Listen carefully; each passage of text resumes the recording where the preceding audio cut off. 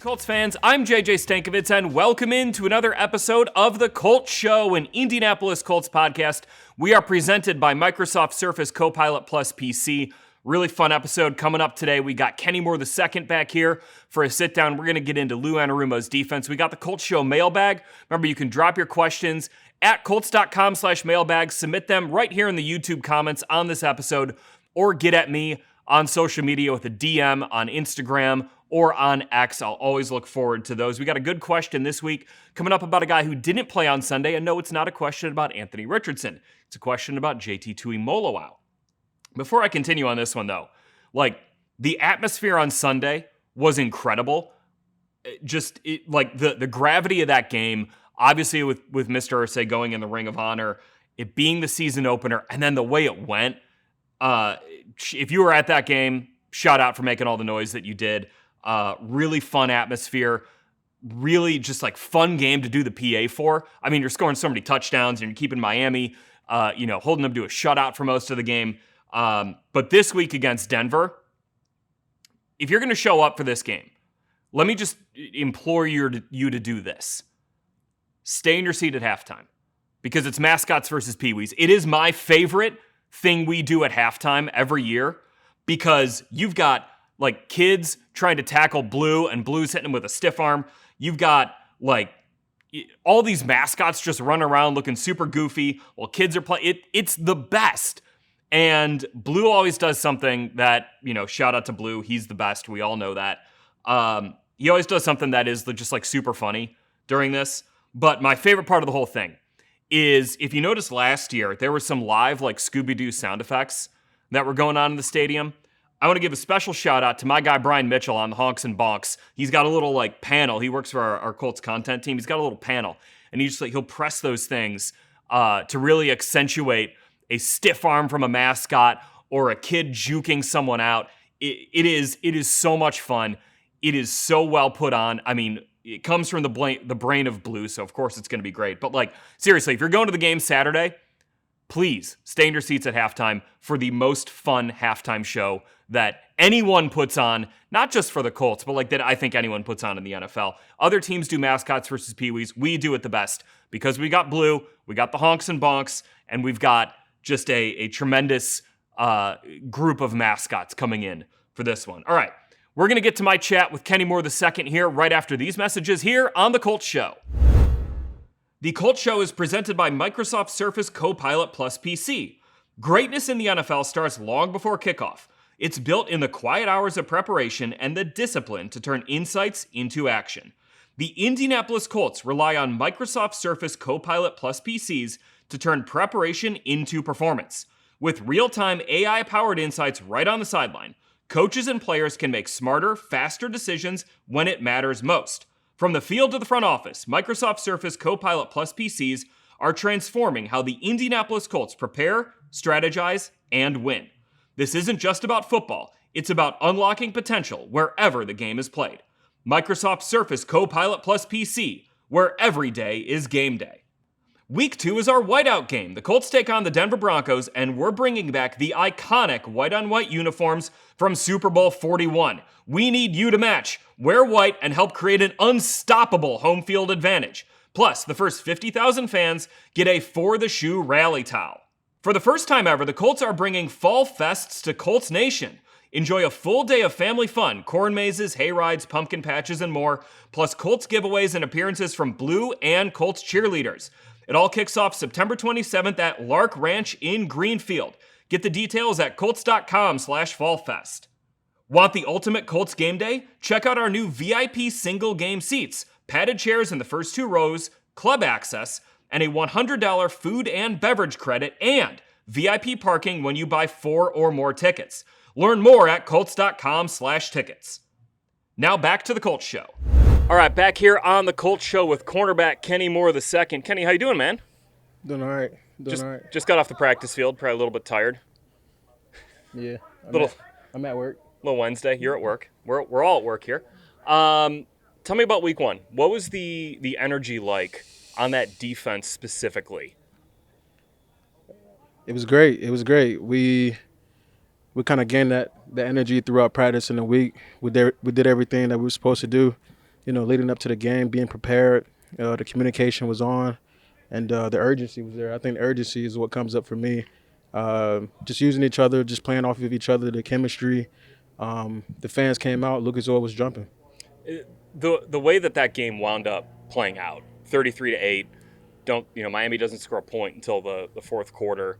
How do you have to digest that now, looking forward to week 2? It's easy. Nothing against Miami really matters anymore. You just gotta turn the page and flip the script. So we're just getting ready for a really good Broncos team. Played them last year. They have a lot of good things off the play action and the run game, and setting up whenever they get across the 50. So yeah, I think anything that we did against Miami, it really doesn't matter anymore. And we just want to go in this week, be 1-0, and come out with victory. All right, I want to ask you about this. The first snap of the game against Miami, you lined up kind of in the slot, Yeah. and you bailed into a cover 2 deep half. That was the first snap of the game. That was a 1st and 10. That's insane. Like, just tell me about Lou Anarumo and just as the game went on and he's calling these plays, like the way that Cam put it is he was calling plays like a madman. Yeah. How does that inspire you guys? It's just on the defense, you never know how he's going to call the game. But it's forcing us to be in it with him, to have the urgency, to be ready, be set and ready, have the communication going. I think I really love it because it's given versatility among the position. And so, it's a hard hat that you got to wear. It's a leadership role. It's a chemistry. It's a communication role. You just got to be on it on all details. So with that, it comes a little pressure. But I think if you take practice serious, if you are intentional with practice, then he's giving us all the answers right here in practice, and we just got to be on it with details. For you to be able to be in that position to, you might bail into a deep half on one play, you might blitz on another play, you might just play the guy in the slot on another play.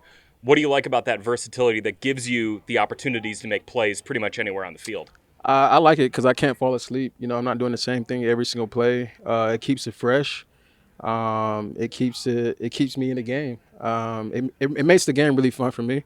That's what I think about whenever I think about a defensive back in the league. I think about how can he affect the game in many ways, and so Coach Lou Anarumo, he gives us the keys back there to do a lot of different things, and how we can knock off timing or how we can get into the quarterback's progression and read. So it's pretty fun. When you found out, hey, Lou's going to be the DC this year, did you go immediately, to like Mike Hilton film and like look a little bit how he used him there? Like, what was your initial sort of like dipping your toe into like, hey, this is what we might be doing this year? I actually reached out to Mike Hilton, I think maybe before we got Lou, but definitely afterwards. I definitely remember talking to Mike Hilton after we got Coach Anarumo, just what to look out for, what's the expectation, and he was really spot on. He said you will love it. You'll love him as a coach. He'll push you. He's very aggressive. So, and then obviously speaking to Lou, everything was spot on, and being coached by Coach Lou Anarumo, he's been a really big push in my 9th year in the NFL. I'm always learning. He keeps it fresh and he keeps the pressure on. So I'm looking forward to being coached by him even more and learning some more. So in what ways has he already pushed you? Just pre-snap, post-snap, just my effort and just how I'm able to be a leader within the defense and just the playmaking ability and how we can rise and be better. There's always room to be better, and he wants the best out of me. For you to get that in year 9, like you were talking about, how, has it been like almost rejuvenating for you a little bit in your career? Yeah, I love it. It's been everything I've wanted for some time, and here we are. So hopefully we can put a lot of good things on display. For like you and the vets on this defense who have been here for a while, Grove, Buck, Zaire, what has that process been like in, being looked to as leaders on this team while communicating this new defense? Like how has that process gone? It's going well. I think, we don't always have the answers. So, having a coach, being able to to depend on the coach, and the same way, vice versa. It takes all of us to be able to put a lot of good things on display. Um, Learning a new defense, learning new teammates is all humbling because like there's just a lot of things you don't know. Like there's a lot of questions out there. There's a lot of things that we have to go back and look at. So I think that's the best part, honestly, is just re-knowing that relationship with Zaire and I, or Buck and Grover. Like it's new. So I just think it's really fun, to be honest. Just not always knowing what to expect. And that's what keeps it fun for me. Like when Cam said like Lou is calling plays like a madman, like when he's calling these things on first and second down that usually traditionally are reserved for like third, fourth down. Yeah. How does that stress you guys in terms of communication in those moments? I think he probably said that as an expression of like he's been aggressive. Yeah, right. Play caller. Yeah. But I think that's the fun within it, and you just want to execute for him, because maybe this typical down you're probably not looking for him to say a blitz or whatever it is, and so when he does call that, you're like, dang, that's a little different, but let's go get it done. So it's kind of funny within the game, like just hearing the dialogue between us. But if anything, we want to come through for him. So I looked it up, and I told you this in the locker room earlier, that last year you bailed into the deep half into cover 2, according to Pro Football Focus, 8 times, and it was all on third or fourth down. And against Miami, you did it 3 times, and it was all on first or second down. Yeah, and he's saying deep half as in like I'm going back to safety. So right, yeah, like say you're playing safety in that. Exactly. Yeah. So yeah, and I really like it because it's a different point of view from back there. So it's a different type of urgency. You got to have a little bit more patience because obviously I'm at the last line of defense. Maybe the ball isn't on me as fast, from being at nickel. Now I can be back, and I'm watching everybody else on my team work, and the ball isn't up on me as fast as I'm used to. Mm-hmm. So it's a pretty good way of looking at the game, and I don't know. It's kind of like a video game in my head. The way I can see the game from one point of view, and then I can get back to another point of view, which makes it really fun. But it's just something to switch it up. You want to play chess, not checkers, and obviously with those things, I got to be on it. My teammates got to be on it because the communication within an invert or just an offset down, we all got to be clued into what's going on and where each other is going to be at. So, he wouldn't be calling those things if he didn't have that trust within us. Yeah. And, I want to wear that position and that role with honor. So I just want to execute for the coach first and foremost. And by the way, from reading Amanda Foster's story on Colts.com, I did learn that you were an awfully good safety in college at Valdosta State senior year. Yeah, I was solid. So I played corner for 3 years, and my last year playing corner, which is my junior year, All-American. We had 2 safeties go down going into my senior year at spring practice, and I asked Coach Rowe, if I can go back to safety. Did that, and ended up becoming an All-American at safety as well. So you got to be coachable within that. It just doesn't happen overnight. You just can't correlate your skills and abilities to a new position and things work out. You got to transfer like your humility first and your ego because, doing new things, it takes some patience and just that area where you just don't always know the answers. So you got to, rely on your teammates and coaches to kind of hang with you for a little bit so you can gain that trust and comfort, and then you can go out there and just make plays. One more thing on Lou's defense, and it's a Grove and Buck question. Like, when a new coordinator comes in and they're trying to implement their scheme and stuff, they're trying to figure out the players they've got. From playing with these guys for 6 years now, what the kind of impact that they have on the interior of a defense. Yeah. When you got now a new coordinator coming in, what does it do for an entire defense to have those 2 guys who are not just reliable players but are really freaking good players in the middle of that defensive front? I think it probably brings a sense of relief. Because in this league, to become a passing game, you got to first stop the run. And the other team, they want to run the ball until they can't. So having those 2 guys that are, primarily run stoppers, and then they earn the right to rush the passer, we Why did I look over there? We we have a lot of confidence in the interior of our defense, and that being Grover and DeForest, then we can now rush the passer and have a lot more fun within the game. Really cool thing. I saw down on the field after the game, you had your grandmother there. Yeah, You had a lot of family there, and you posted on IG that you flew your grandmother in for this game. It was her first game at Lucas Oil Stadium. that's right. First time in Indiana. You got a strip sack the first time she sees you play in a home game. First time she's to Indiana, your adopted home state now. Yeah, How special was all that for you as someone who I know is so deeply rooted in yeah. his family? It's like one of those things when you go off to college. I mean, obviously I went to college in my hometown, but it's like you go to a new place and then your parents come see you and then they're like, oh, like this is where you live. These are your friends. This is how the community covets you. Like, she's able to see like who I am as a young man now. And usually she see me on the road.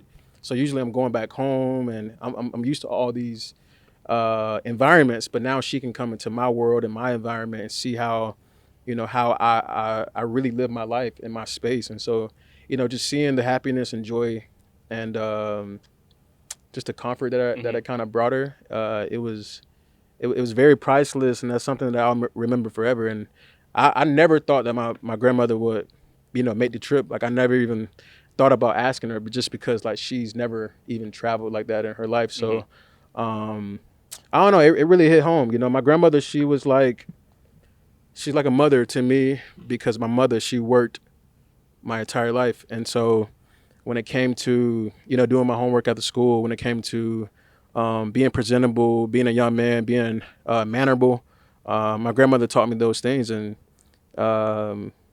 it just came full circle for me, at the national anthem. I got a little emotional because I had realized like, dang, like my grandmother, she's never been here before. And, my mother's brother and sister, my little cousin, and then my grandmother's caretaker was here. And so just being able to kind of live in that moment and cherish, this past weekend, it really just, it struck me. It struck a bulb. So, yeah, I just want to keep going for my family, my supporters. They're in my corner. They're so supportive. And yeah, that this past weekend was really special to me. I would encourage everyone who's listening or watching this to go read the story that Amanda Foster wrote on you. It's up at Colts.com right now. It's a really interesting window into kind of what's still motivating you, but also your backstory of, showing up to the practice field, quitting, coming, getting coaxed back in as a high schooler. Yeah. But I want to just ask you about the idea of legacy, because Amanda kind of touched on it in the article, but like you've accomplished a lot. You've been a Pro Bowler, 2-time Walter Payton Man of the Year award winner, regarded around the league as one of the best slot corners in the NFL. You're in year 9 in the NFL in a league where a lot of guys don't even make it past year 1 or even week 1. Yeah. What still drives you? What still drives Kenny Moore II right now? Man, it would have to be legacy. I talked about it a couple of years ago with my teammates and coaches. You come into, once you leave college and you kind of have goals that you set for yourself. So I'll take you back. So after college, playing more football, I was able to go to the New England Patriots. Obviously, just as a professional in general, my purpose, my why was retiring my mom and getting her a house one day and like and doing that. You kind of check the boxes, and whenever you check those boxes of what you've always wanted to accomplish, you kind of come to a dead end of like, what do I do next? And you just got to figure out what else is out there that's going to drive me to, keep doing what I love. And it was never the money. It was never, going to the Pro Bowl. It would, those things just wasn't on my bucket list whenever I came into the league. And so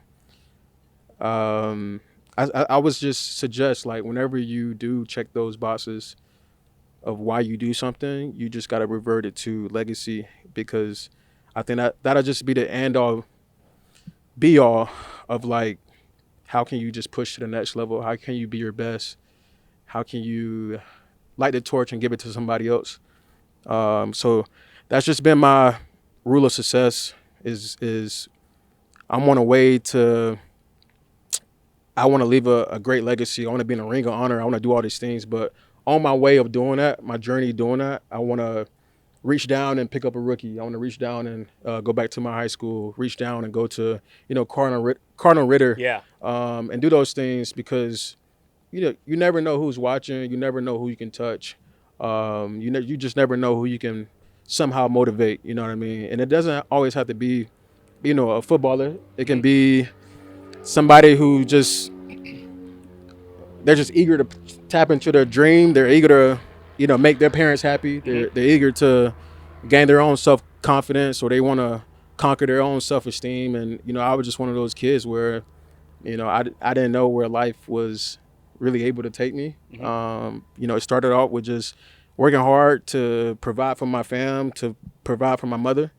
And then once I kind of got the hang of that, I wanted to make sure that I leave the game better than I found it. I want to leave the secondary better than I found it. I want to leave Indianapolis better than I found it. So, and I think that all goes back to, legacy, character, doing the right thing, and just having that integrity. It's a great way to end that interview. From Valdosta State, cornerback number 23, Kenny Moore II. Thanks for joining me here on the pod. All right, back here on the Colts Show, it is time for the Colts Show Mailbag presented by Microsoft Surface Copilot Plus PC, achieving greatness with real-time AI insights from the field to the front office. Microsoft Surface Copilot Plus PCs are transforming how the Indianapolis Colts win. All right, our question comes from Steve Clute from Brownsburg. He asks, why did our second-round pick not play? So Steve is referring to defensive end JT Tuimoloau, who is a healthy scratch for week 1, and it's a pretty simple answer, actually. Lou Anarumo was asked about this. Shane Steichen was asked about this week. What Lou Anarumo said is really just the Colts have really good defensive line depth, and what they decided to do against Miami was dress 5 defensive tackles. So that's DeForest Buckner, Grover Stewart, Neville Gallimore, Adetomiwa Adebawore, and Eric Johnson II. Those are the 5 guys they dressed at defensive tackle. They then dressed 4 defensive ends, Kwity Paye, Laiatu Latu, Samson Ebukam, and Taekwon Lewis. So you're probably not dressing 10 defensive linemen for a game, just given you have needs on special teams, you have other needs elsewhere. I mean, the Colts called up Austin Ajike is a linebacker. He played on special teams, and that's kind of where you're looking for those sort of bottom of the active roster type guys is, hey, can you contribute on special teams? Here's the thing that I want to emphasize about JT Tuimoloau is when the Colts drafted him, they drafted him, believing he can make an impact, and you need defensive line depth, certainly. But I think you draft him not just with an eye on this year. If he plays, 20% of the snaps this year, and makes an impact with those, that's a good thing. But next year, you have some decisions to make. If you're kind of zooming out, Kwity Paye is a free agent, Samson Ebukam is a free agent, and Taekwon Lewis is a free agent. So maybe you retain all 3 of those guys, but if one of them were to leave in free agency, or 2 leave in free agency, or all 3 leave in free agency, which is something you can't totally control, you have a second-round pick who you took and you liked stepping up in 2026 to be opposite Laiatu Latu there. So that's kind of the baseline expectation that I had coming into this year for Tuimoloau. Now, he did play deep into some preseason games, which is sometimes an indication that he needs a little bit more work. But I also think, he might have played deep into those games because the Colts are like, well, we got 4 defensive ends who are all vets ahead of him, especially a guy like Taekwon Lewis, who is so valued within that defensive line room because he's versatile, he's smart, he's reliable. A guy who the Colts really, really do value there. And, just looking at some snap counts here for defensive end, it's funny, the Colts only really had 38 non-garbage time defensive snaps in this entire game. Like 38 snaps over an entire game is crazy. But that's how many, you had 3 guys play all of those snaps. Those Cam Bynum, Nick Cross, and Zaire Franklin. So out of those 38 snaps at D-end, Laiatu Latu played 31, Kwity Paye played 28, Taekwon Lewis played 23, and Samson Ebukam played 18. So not a whole lot of room there for Tuimoloau to crack that rotation. Having said that, the Colts could ultimately in week 2 say, well, actually, maybe we need that other guy in Tuimoloau who maybe could kick inside a little bit on, some of our third down, not even third down. By the way, I need to get that out of my vocabulary, the third down pressure package, because every down could be a pressure package for Lou Anarumo. So just in terms of the pressure packages, maybe we want to get that guy who could kick inside as a D end, do some stuff as a, with loops and stunts and games there. So we'll see. At D tackle, DeForest Buckner played 32 snaps. Grover Stewart played 26. Adebawore played 13. Gallimore played 13. Eric Johnson played 7. So we'll see. And, the other thing Lou Anarumo emphasized is that he loves what he's seeing out of JT Tuimoloau. This is kind of a numbers game right now, and the Colts have a crowded defensive line room. And if you're saying, hey, we want more D tackles in this game, maybe because you're looking at DeForest Buckner and Grover Stewart and not anticipating you only have 38 real snaps to play in a game, and you're going to need an Adebawore, a Gallimore, a Johnson to take on some of those snaps for Stewart and Buckner, maybe you do say, yeah, we need a little bit more there. So we'll see where that goes. It's not something I'm super concerned with, but something that is notable because usually you take a guy in the second round, you expect him to play almost right away, and the Colts did not get that out of JT Tuimoloau. But again, when you factor in all those things, not something I'm super concerned about. Good question from Steve. Remember, you can submit your questions to the Colts Show Mailbag on Colts.com/mailbag, on Twitter or X or Instagram. Get in my DMs there, or right here in the YouTube comments. All right, before we get out of here, a couple things that I'm really interested in for week 2, now that we've got some actual tape. We've got some real football to talk about with this team. All right, I want to start here. I was just as encouraged by the debuts of Matt Gonzalez and Tanner Bortolini as that interior duo. I was just as encouraged to that as I was with Tyler Warren's debut. You go back and you turn on the tape. Those two guys kicked some butt up front, and that's against a good Miami front. I don't want us to lose in the 33-8 that the Dolphins have guys who have a lot of skins on the wall, and Matthew Judon and Bradley Chubb. Jalen Phillips, when he's healthy, and he was healthy, is a really good edge rusher. And then on the interior, Zach Sealer just got paid a ton of money, deservedly so, because he's a really good defensive tackle. And I thought those two guys handled what Miami threw at them really well, not just from a straight up blocking standpoint, but Daniel Jones in week 1 was the most blitzed quarterback in the NFL per Pro Football Focus.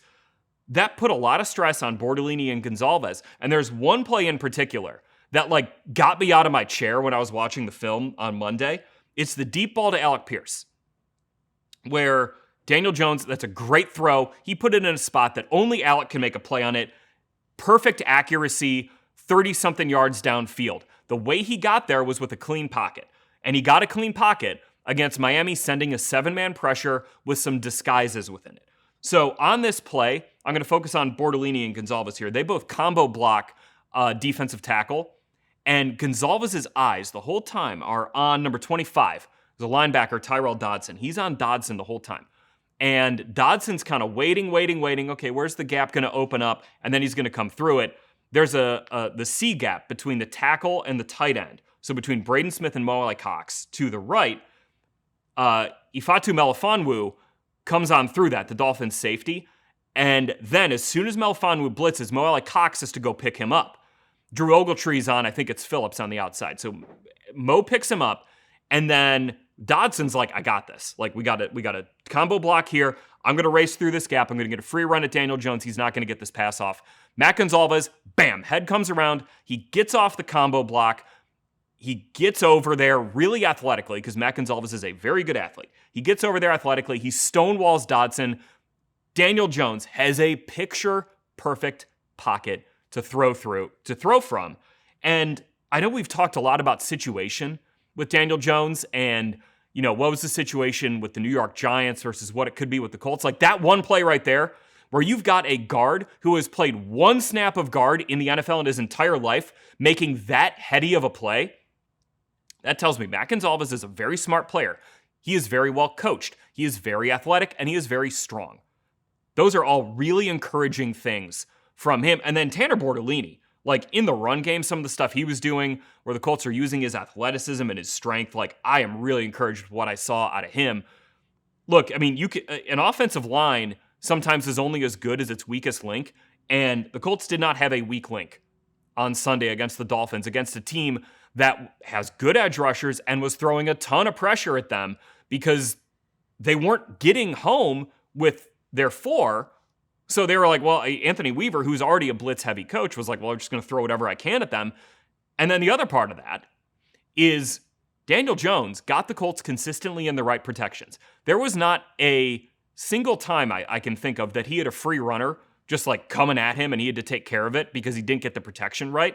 And the one time he got sacked, I think it was Judon, it was Chubb, got Bernard Ryman. That's going to happen.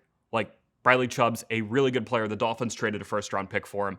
That's going to happen. So, but now week 2, that Denver front, another mean, physical, fast, just productive front. And on the interior, Zach Allen is like the best defensive tackle no one talks about outside of Grover Stewart, personally speaking.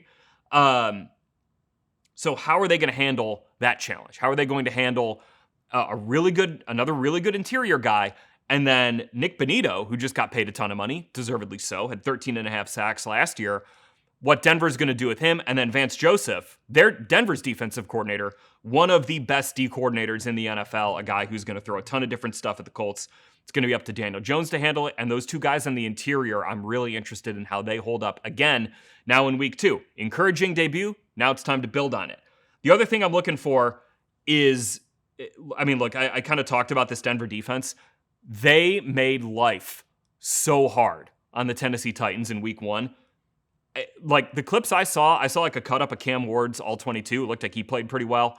But there were some drops by Tennessee's receivers. And then Patrick Surtain II wiped out Calvin Ridley in this game. So I was like, okay, well, how is Denver going to use Surtain in this game against a Colts offense that is versatile? And, okay, if you take one guy out, which Surtain is an eraser, like he won Defensive Player of the Year last year for a reason because you couldn't throw the ball on him. But when the Colts played the Broncos last year, I was just quickly running through some film, and Shane Steichen did a really good job. It didn't look like Surtain traveled with anyone in that game. Now, I don't know if that was because the Broncos didn't want him to, or that's just kind of how they deploy him usually. But when Surtain did get an opportunity, he usually was covering Alec Pierce. Pierce got hurt in that game. He exited, I think it was toward the end of the second quarter. And then you saw Surtain on a lot of wide receivers. But the other thing that Shane Steichen did was he would line like 2 tight ends up to one side of the formation and then have 2 receivers on the other side. And it was like, well, if Surtain's locking the front side of a play no matter what, and you throw a couple tight ends out there, you get your receivers. Josh Downs had a really impactful start to that game. Maybe there's some opportunities there because you're never going to scheme out Surtain. Like if it's 3rd and long and you need a guy to go make a play and Surtain's on him, like he could be on Jamar Chase and he's going to make a play. So I think that's going to be a really interesting thing to watch is where Surtain is, how the Colts counter that. But that feeds into the versatility of this Colts offense, where last week it was a big Tyler Warren and Michael Pittman Jr. game. Is this week going to be a big Josh Downs game? Is this week going to be a big Jonathan Taylor game, or a big game for the Colts running the ball? Because if Denver is going to match nickel personnel to the Colts 12, which is 2 tight ends, that's an advantage for the Colts to run the ball. Last week, Miami played a lot of base to the Colts 12, and the Colts said, we're just going to pass it. I mean, the first 5 plays of the season were all passes, and it worked. It got the Colts down to the Dolphins' 11-yard line. Will the Colts be able to run the ball in this game if Denver's going to play nickel? And will they be able to use their versatility to still be effective in the passing game, but just maybe avoiding Surtain as best as you can? And then for the Colts defense, which obviously was awesome in week 1. And I set that thing up, by the way, if you watched last week's podcast, I set it up.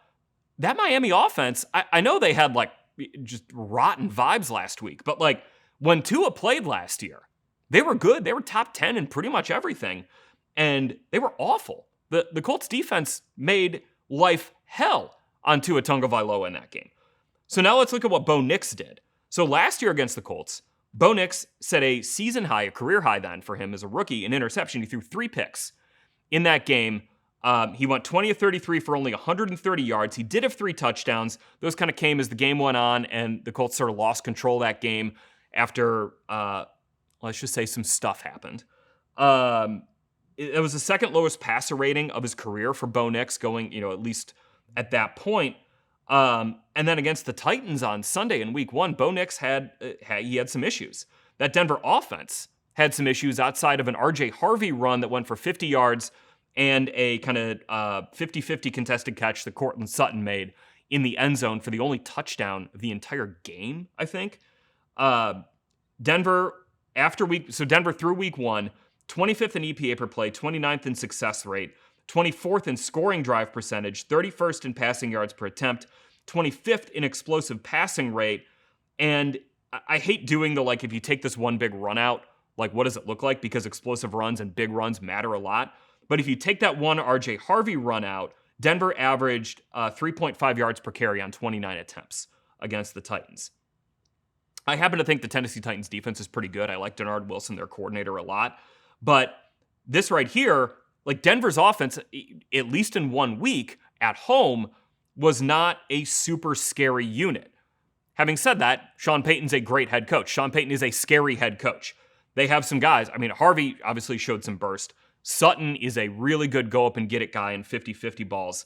And, we'll kind of see where Charvarius Ward Sr. is this week, kind of going through the concussion protocol. But if he's not able to go, that would be a significant loss for the Colts secondary in this game.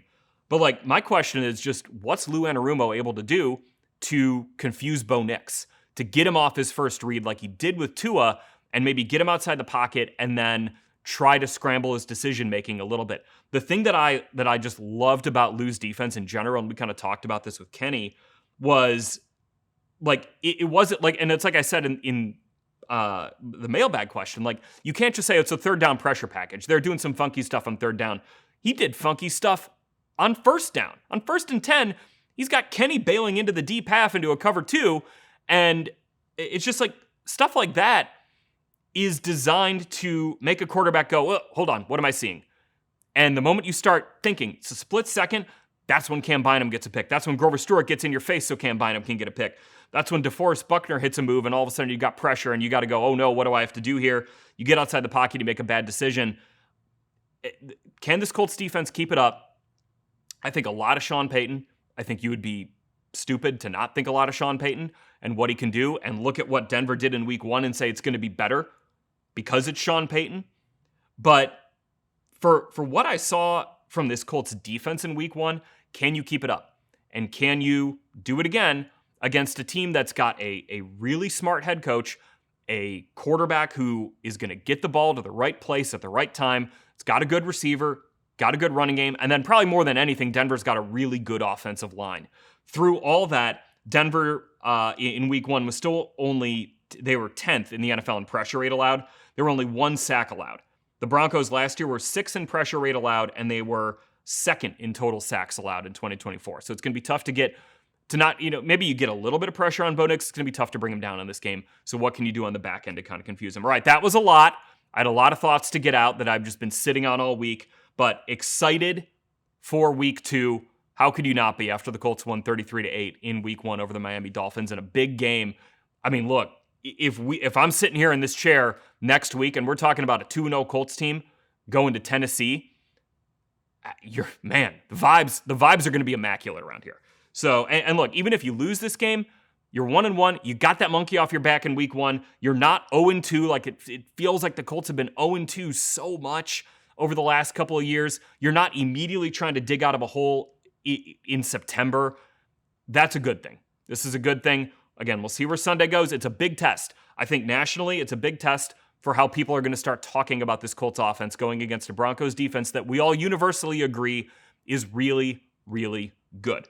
All right, that's going to do it for this episode of The Colts Show. Remember, we are presented by Microsoft Surface Copilot Plus PC. Greatness in the NFL is built on preparation and quick decisions. That's why the Indianapolis Colts trust Microsoft Surface Copilot Plus PCs, bringing real-time AI insights to the sideline so coaches and players can make smarter, faster decisions when it matters most. From the field to the front office, Microsoft Surface Copilot Plus PC is transforming how the Indianapolis Colts win. Microsoft Surface Copilot Plus PC, where every day is game day. We'll talk to you next week here on the Colts Show. So long.